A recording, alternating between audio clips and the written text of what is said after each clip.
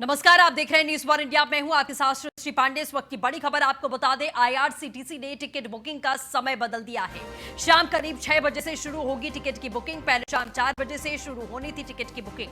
आपको बता दें, शाम 4 बजे से आईआरसीटीसी की वेबसाइट कार्य नहीं कर रही थी। आईआरसीटीसी की वेबसाइट क्रैश नहीं हुई है। रेलवे ने साफ तौर पर अपना स्पष्टीकरण भी दिया है। डेटा अपलोड किया जा रहा है, थोड़ा समय लगेगा, आपको थोड़ा धैर्य रखना पड़ेगा। हालांकि 4 बजे का समय रेलवे की तरफ से दिया गया था कि 4 बजे के बाद में आप अपनी टिकट्स की बुकिंग कर सकते हैं, और माना यह जा रहा था कि शायद वेबसाइट पूरी तरीके से हैंग हो चुकी है या क्रैश हो चुकी है, क्योंकि इतने लोग एक साथ अगर बुकिंग कर रहे होंगे तो जाहिर तौर पर इसका असर पड़ेगा। लेकिन अब रेलवे की तरफ से यह स्पष्टीकरण जारी किया गया है कि ना तो साइट हैंग हुई है, ना ही क्रैश हुई है, बल्कि डेटा अपलोड किया जा रहा है। इसीलिए समय लग रहा है। 6 बजे से आपको वेबसाइट खुली मिल जाएगी और आप टिकट्स की बुकिंग कर सकते हैं।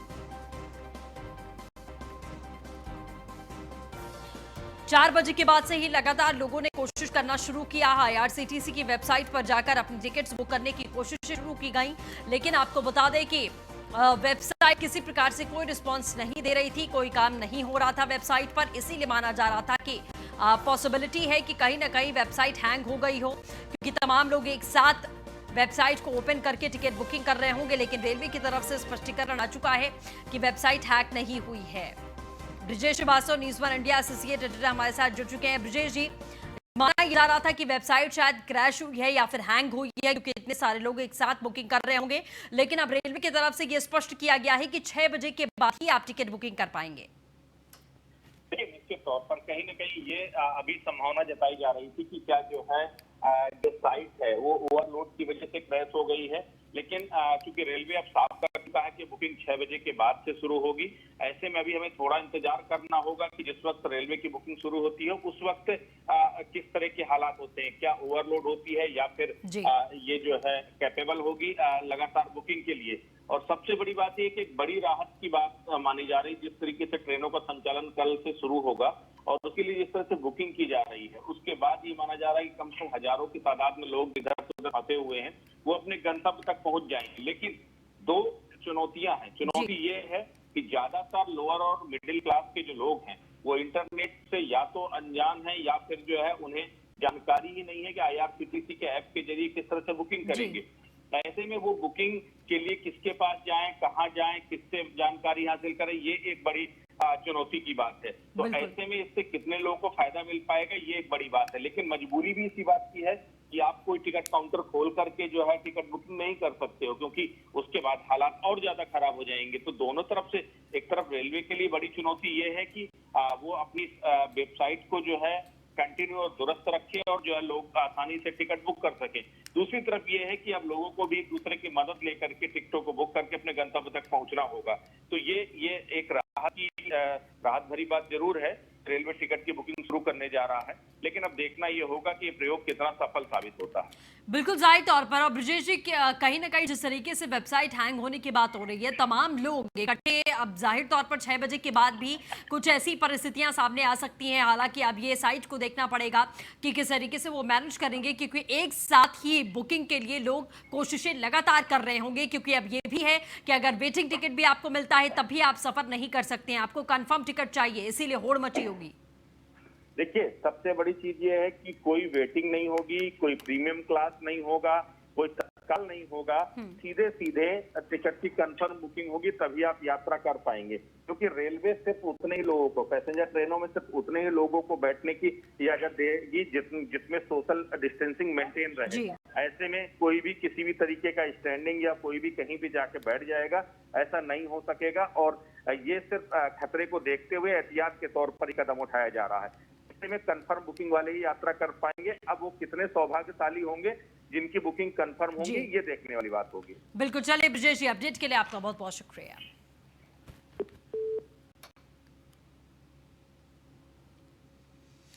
तो वहीं दूसरी ओर प्रधानमंत्री नरेंद्र मोदी की सभी मुख्यमंत्रियों के साथ में बैठक लगातार जारी है। आपको बता दें, कोरोना पर सभी मुख्यमंत्रियों के साथ में बैठक कर रहे हैं प्रधानमंत्री नरेंद्र मोदी। पीएम मोदी की 30 मुख्यमंत्रियों के साथ में बैठक लगातार जारी है। ये अपडेट हम आपको लगातार देते। गृह मंत्री अमित शाह भी सभी मुख्यमंत्रियों से लगातार बातचीत कर रहे हैं। वीडियो कॉन्फ्रेंसिंग में प्रधानमंत्री नरेंद्र मोदी ने साफ तौर पर कहा है कि गांव में स्वास्थ्य सुविधाओं पर ध्यान देना बहुत जरूरी है। काम के दौरान सोशल डिस्टेंसिंग मेंटेन करना जरूरी है। सभी राज्यों का कोरोना से लड़ने में योगदान रहा है। 2 गज की दूरी बनाए रखना बहुत ज्यादा जरूरी है। गांव तक ये संकट ना पहुंचे, ये अब चुनौती है। सभी सीएम आर्थिक विषयों पर अपने सुझाव दे। 2 गज की दूरी कम हुई तो बढ़ेगा संकट। प्रधानमंत्री नरेंद्र मोदी की अभी तक की तमाम बातें सामने आई हैं वीडियो कॉन्फ्रेंसिंग की।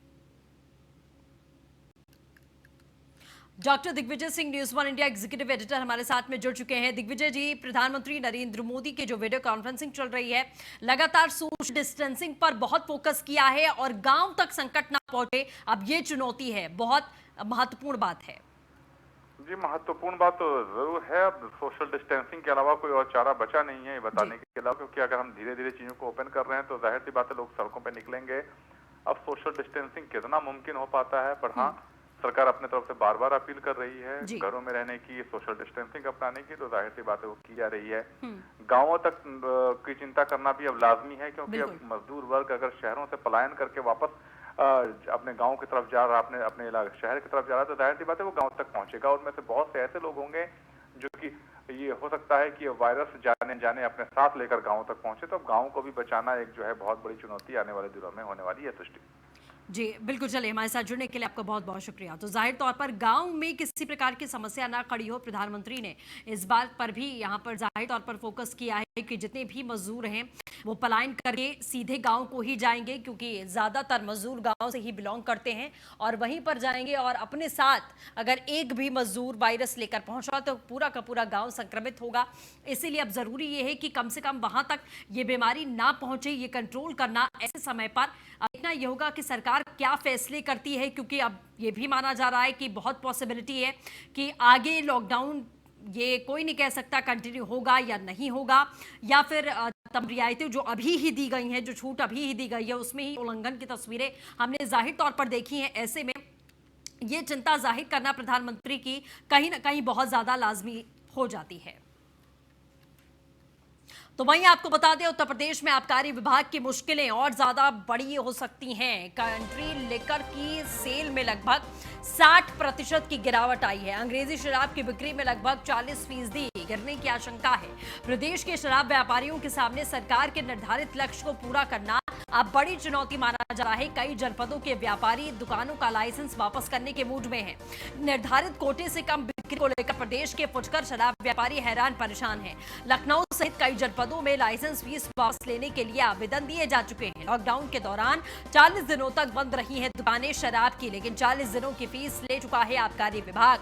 राजस्व बढ़ाने के चक्कर में आबकारी विभाग को नहीं दिख रही व्यापारियों की बिक्री की समस्या। इस वर्ष निर्धारित लक्ष्य के 50% का आंकड़ा पार कर पाना विभाग के लिए अब बहुत बड़ी चुनौती है। Manish Pande, deputy editor news one India, हमारे साथ में जुड़ चुके हैं। मनीष जी, क्या कुछ जानकारी इस पूरे मामले को लेकर? देखिए सृष्टि, निश्चित रूप से लॉकडाउन का एक बड़ा प्रभाव पड़ा है, सभी विभागों के राजस्व पर बड़ा प्रभाव पड़ा है, लेकिन आबकारी विभाग अगर देखा जाए तो सबसे ज्यादा रेवेन्यू देने वाला एक तरह से डिपार्टमेंट रहा है उत्तर प्रदेश का। लेकिन कुछ खराब नीतियों की वजह से लगभग काफी सुधार किया गया, लेकिन लॉकडाउन की वजह से कुछ समस्याएं ऐसी हैं जो फुटकर व्यापारियों के सामने हैं और जिसकी वजह से एक बड़ी समस्या का सामना करना पड़ सकता है। सबसे बड़ी बात जो कंट्री लिकर है, कंट्री लिकर के सेल बिल्कुल नहीं है। करीब 60% की गिरावट शुरुआती दौर में दर्ज की गई है और जो दुकानों का आवंटन हुआ है वो उसका एक निश्चित आंकड़ा होता है, एक निश्चित लक्ष्य होता है कि अगर कोई भी दुकान अलॉट होती है तो उसको मिनिमम एक टारगेट दिया जाता है कि कम से कम उसकी उतनी बिक्री उसको करनी ही होती है। उसके हिसाब से राजस्व आता है और उसके हिसाब से राजस्व निर्धारित किया जाता है। लेकिन व्यापारियों के सामने समस्याएं ये है कि शराब की जो सेल है वो बहुत तेजी से नीचे गिरी है, बिक्री बिल्कुल नहीं है। लेकिन जिन लोगों ने दुकानें ली हैं, क्योंकि दुकानों का जो आवंटन हुआ था वो लॉकडाउन के पहले का, ऐसे में तो वो तमाम दुकानें जैसे का जो लक्ष्य रखा गया था, मान लीजिए किसी दुकान की अगर सेल 30 लाख रुपए है तो 30 लाख लाइसेंस फीस उसकी जमा की गई, लेकिन 60% अब उसका चूंकि रेवेन्यू गिर चुका है तो वो निर्धारित लक्ष्य यानी 30 लाख तक उस दुकान की बिक्री हो ही नहीं सकती। इसको लेके व्यापारी जो है काफी परेशान है। और चूंकि जो शुरुआती दौर में ऐसे समय में अगर देखा जाए तो जो लाइसेंस फीस है या जो निर्धारित कोटा है उसमें चेंज करना चाहिए सरकार को, आबकारी विभाग को, कि जो एक निश्चित लिमिट दी गई है उस लिमिट को कम किया जाए जिससे व्यापारी भी अपना व्यवसाय कर सकें। लेकिन कहीं ना कहीं आबकारी विभाग के जो अधिकारी हैं वो इसे करने से बच रहे हैं और उसकी वजह यह है कि अगर वो उन्होंने कोटा चेंज किया तो जो निर्धारित लक्ष्य है वहां तक पहुंचने का आंकड़ा तुरंत सार्वजनिक हो जाएगा और जो लक्ष्य है वहां तक नहीं पहुंच पाएंगे। तो क्योंकि जो लाइसेंस फीस है वो तो विभाग वसूल चुका है, एडवांस ले लेता है, लेकिन अब व्यापारियों के सामने समस्याएं हैं। बिल्कुल जाहिर तौर पर। चलिए आप नजर बनाए रखिएगा, हम आपसे अपडेट लगातार लेते रहेंगे। फिलहाल के लिए बहुत बहुत शुक्रिया।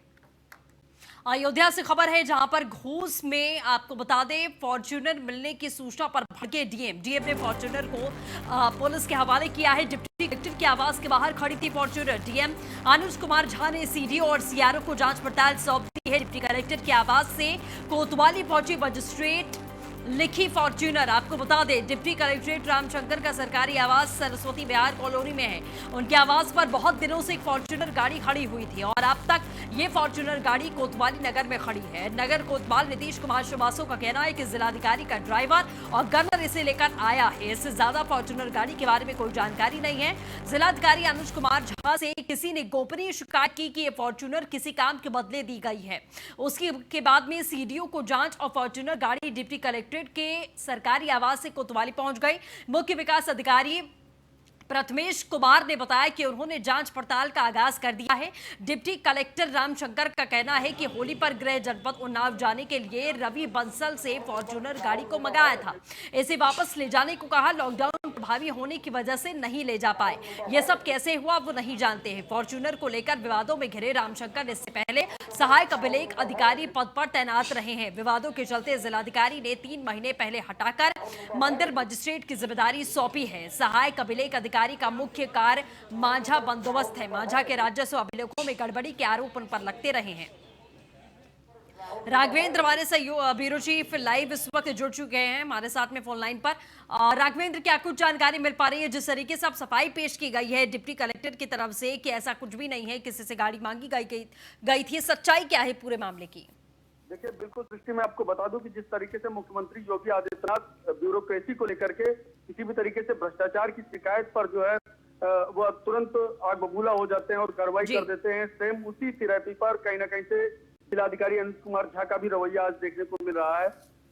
लगातार अयोध्या के एक डिप्टी कलेक्टर हैं रामशंकर, उनके ऊपर आरोप लग रहे थे घूस लेने को लेकर के, और उनके जब घर के बाहर एक फॉर्च्यूनर कार मिली जिसमें बाकायदा मजिस्ट्रेट लिखा हुआ है और वह फॉर्च्यूनर कार उनके सरस्वती विहार कॉलोनी में खड़ी थी।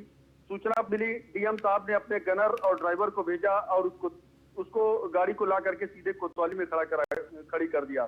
भले ही यहाँ का जो जिला प्रशासन है वह अभी बोल ना पा रहा हो, यहाँ के जो इंस्पेक्टर हैं कोतवाल नीतीश कुमार वह भी अभी बताने से बच रहे हैं, लेकिन कहीं ना कहीं से जिस तरीके से सूत्र मिले उसमें या कहीं ना कहीं से घूस में मिली गाड़ी की बात सामने आ रही है। और इसमें एक अरविंद मौर्य नामक व्यक्ति का नाम आता है जिसने जमीन की बड़ी खरीद फरोख्त को लेकर के ये गाड़ी कहीं ना कहीं से गिफ्ट दी थी, और उसी की शिकायत जो है गोपनीय शिकायत डीएम को मिली और डीएम ने कड़ी फटकार लगाते हुए उस गाड़ी को बाकायदा उठवा लिया और सीआरओ और सीडीओ को यह जांच सौंपी है, जो लगातार कार्रवाई की जा रही है। तो सृष्टि कहीं ना कहीं से जो अयोध्या में वो ब्यूरोक्रेसी में जो भ्रष्टाचार से लिप्त तमाम सारे अधिकारी हैं उन पर चाबुक चलाते हुए डीएम साहब नजर आ रहे हैं, और कहीं ना कहीं से डीएम की नाराजगी डिप्टी कलेक्टर रामशंकर के ऊपर भारी पड़ सकती है। बिल्कुल, चलिए आप राघवेंद्र नजर बनाए रखिएगा, अपडेट लेते रहेंगे। फिलहाल के लिए बहुत बहुत शुक्रिया।